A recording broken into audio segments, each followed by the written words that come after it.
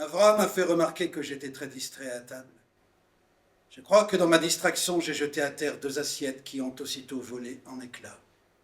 Ensuite, je suis allé me promener aux montagnes russes, mais je n'ai rien pu y tirer d'instructif. Il s'agit d'une pièce fantastique de Nicolas Gogol. C'est l'histoire d'un petit fonctionnaire qui va s'éprendre de la fille de son directeur et cet amour impossible va le faire sombrer dans une grosse dépression jusqu'à devenir interné. Je voudrais glisser un œil encore plus loin, dans ses appartements à elle. Voilà où je désirerais pénétrer.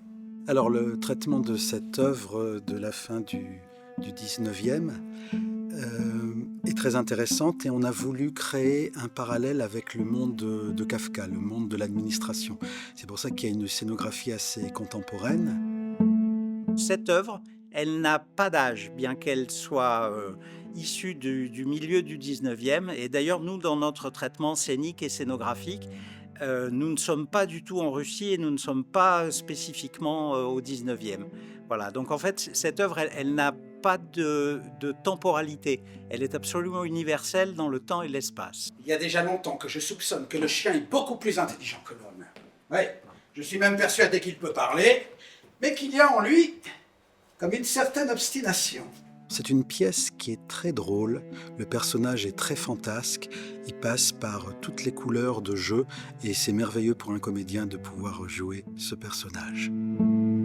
Alors, interpréter un fou, il ne faut pas sombrer justement dans la folie.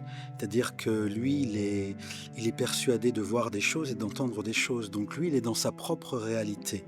Par contre, par moments, il a des sautes d'humeur, des choses qui paraissent vraiment incohérentes, incontrôlées. Et c'est là qu'on sombre dans une dimension un petit peu inquiétante. Je dois absolument parler à votre chienne.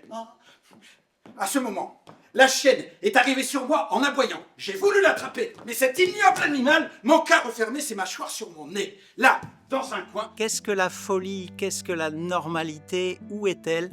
Alors bien sûr, on le voit petit à petit s'enfoncer dans une sorte de logique, parce que la folie, elle a sa logique. Et une fois qu'on est parti sur ce chemin et qu'on commence à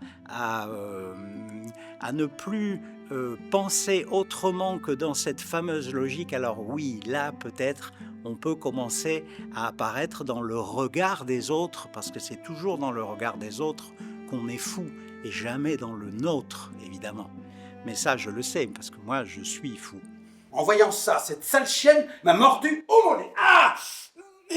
Puis, voyant que j'avais de l'aide, se mise à glapir. Et non, ma chère, il est trop tard. C'est très, très éprouvant pour un comédien, très jouissif également, parce que ça demande énormément d'énergie, énormément de concentration, parce qu'il fait et dit des choses qui sont assez contradictoires.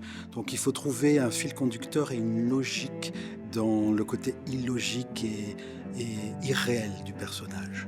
Je connaîtrai tous leurs secrets et parviendrai jusqu'au fond des choses. Les chiens sont des êtres très intelligents. Ils sont au courant des relations politiques. Et je trouverai là certainement tout ce qui concerne notre homme. C'est une très belle pièce, pleine de poésie, d'humanisme. Le personnage, au départ, c'est un personnage qui est aigri, qui est jaloux, qui est violent. Et petit à petit, il va un peu se transcender. La folie va le magnifier quelque part. Donc c'est un cheminement très touchant. Il y a beaucoup de poésie, il y a beaucoup de violence aussi.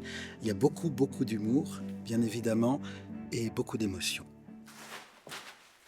On dit qu'une certaine Donia doit monter sur le trône. Donia ne peut en aucune façon monter sur le trône. Une femme, enfin, il faut un roi. J'aimerais que les gens repartent du journal d'un fou avec des images plein la tête, des images poétiques, des images fantastiques.